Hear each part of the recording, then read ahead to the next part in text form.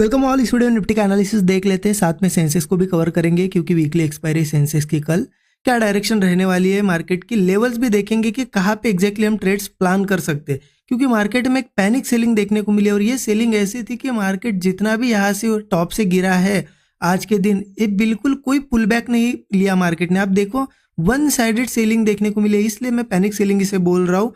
कहीं ना कहीं मार्केट में वीकनेस अब यहाँ पे आती हुई दिख रही है। ठीक है, अब कल का प्लान हमारा क्या होना चाहिए? क्या यहाँ से सेलिंग कंटिन्यू होगी, हमें पुट्स लेने चाहिए या कोई बेयरिश ट्रेड लेने चाहिए या फिर कोई सपोर्ट है, यहाँ पे हम डिस्कस करेंगे।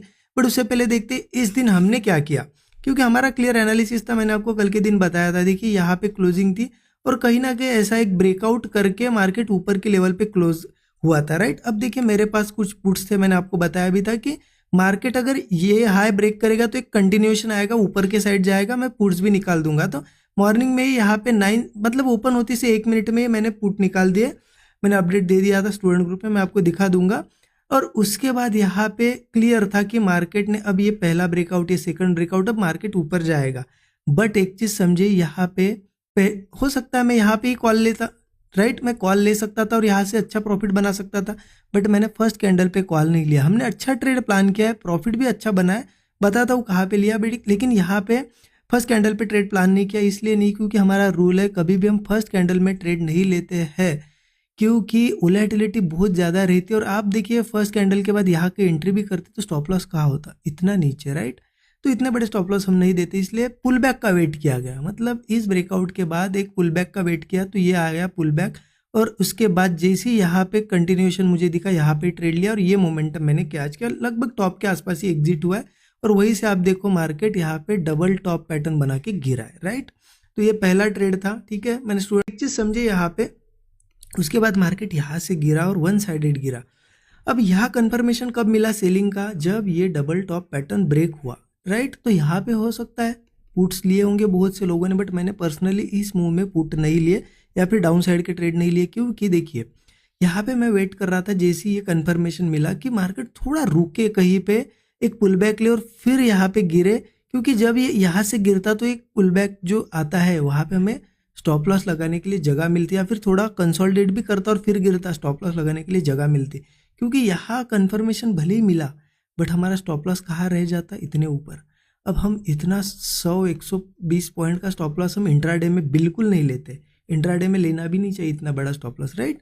इसलिए यहाँ पे इंट्राडे का इस मूव में मेरा ट्रेड नहीं बना। बट देखिए एक दिन में एक अच्छा ट्रेड भी मिल गया और इतना अच्छा प्रॉफिट हो गया, वो भी सफिशियंट है।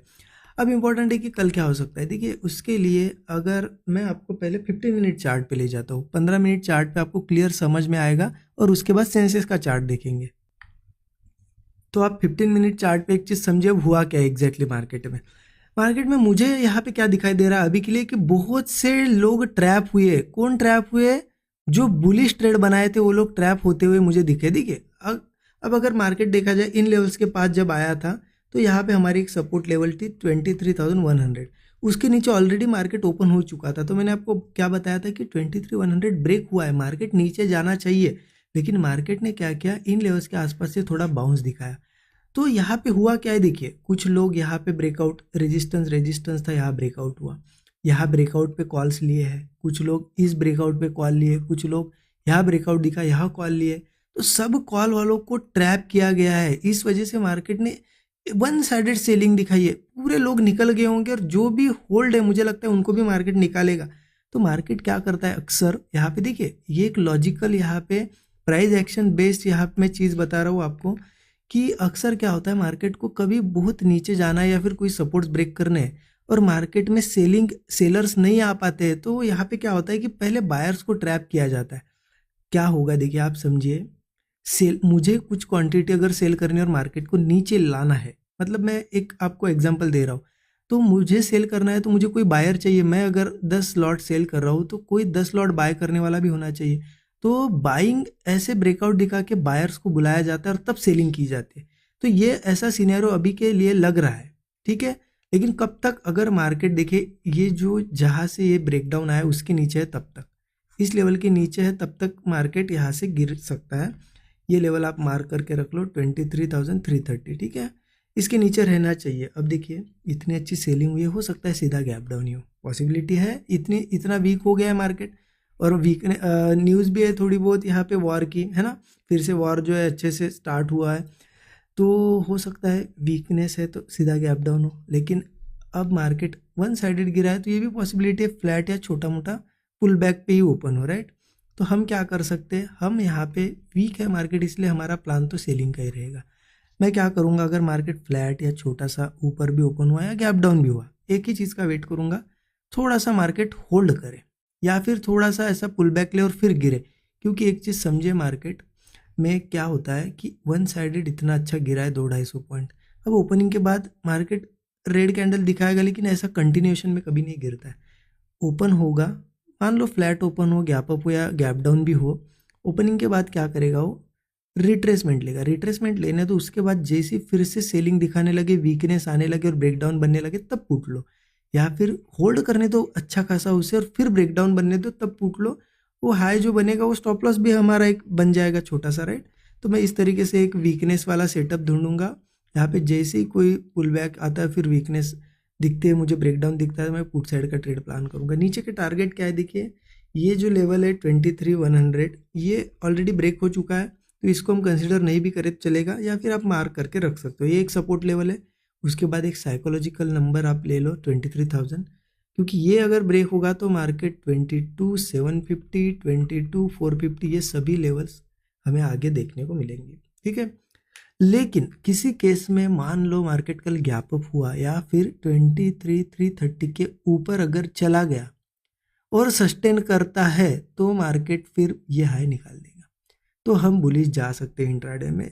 इसके नीचे जब तक है तो कोई इश्यू नहीं है, सेलिंग कर सकते हैं, लेकिन इसके ऊपर हम बुलिश जा सकते हैं। फिर मार्केट का अगला टारगेट ये होगा, ये अगर ऊपर आता है 330 के सस्टेन करता है तो ये ट्रेंड लाइन मार्केट ऐसी जो बनी है वो ब्रेक कर देगा, ऐसी बनी है वो मार्केट लगभग ये 440, 23,440 वगैरह ये आएगा। लेकिन इंपॉर्टेंट है 330 के ऊपर सस्टेन करके कोई ब्रेकआउट बनाए फिर ये, और फिर आगे भी ये सब हाई ब्रेक हो सकते हैं, क्योंकि इतनी बड़ी सेलिंग के बाद फिर से अगर ये सस्टेन करता है ऊपर आके तो फिर ये बहुत लंबा जाने वाला है, ये समझ लीजिए, ठीक है।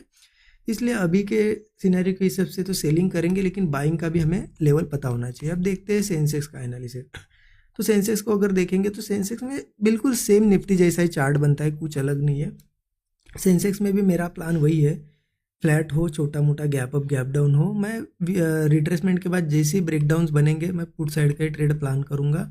नीचे मुझे दिख रहा है 73,000 फिर एक सपोर्ट हो सकता है, सपोर्ट है यहाँ पे सेंसेक्स में, तो वहाँ तक के टारगेट तो हमें इजीली आने वाले दिनों में देखने को मिलेंगे। हाँ, सेंसेक्स में बाइंग कब कर सकते हैं, सेंसेक्स में भी बाइंग इस लेवल के ऊपर ही करेंगे, क्योंकि ये ब्रेकडाउन जहाँ बना है उसके ऊपर जाके सस्टेन करना ज़रूरी है।